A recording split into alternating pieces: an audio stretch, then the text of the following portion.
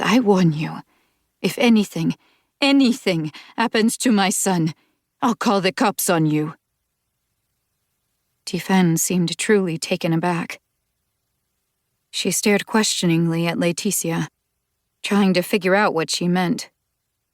Then, as if suddenly realizing nothing would change Laetitia's mind, she sighed, not trying to hide how Laetitia's attitude pained her. I don't know what crazy thoughts have got into your head, Laetitia, but I promise you one thing. You're wrong. Please, just try to believe me. Not for my sake, but for Milo's. Because you're destroying him, bit by bit. Laetitia arched one eyebrow, a look of contempt on her face. A cruel gleam flashed in her eyes like a lightning bolt in a stormy sky. Well, I guess you do know all about destroying children, she shot back, her voice almost silky. Laetitia didn't see the slap coming.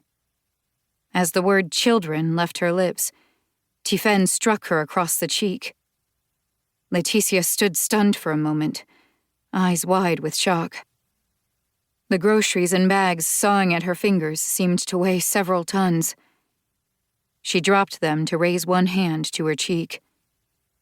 How dare you! Tiphaine raged, choking back tears as if to justify the slap. The two women stared at each other for a moment, sizing each other up, the air crackling with hatred. A voice rang out, interrupting the fight before it started. Laetitia! A man rushed out of the house Milo had just gone into. David grabbed Laetitia by the shoulders and pushed her behind him protectively. She hit me, she blurted, still in shock. But some words hurt worse, Tiphaine stammered, aghast at the turn the confrontation had taken.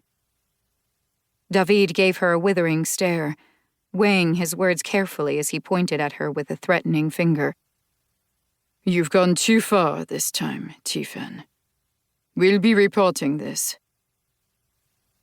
Tiphaine gritted her teeth, barely concealing the storm of emotions raging inside her. It took her a few seconds to master herself. Choking back her sobs, she nodded. Fine, David. You do that. You see, the big difference between us now is that I have nothing left to lose.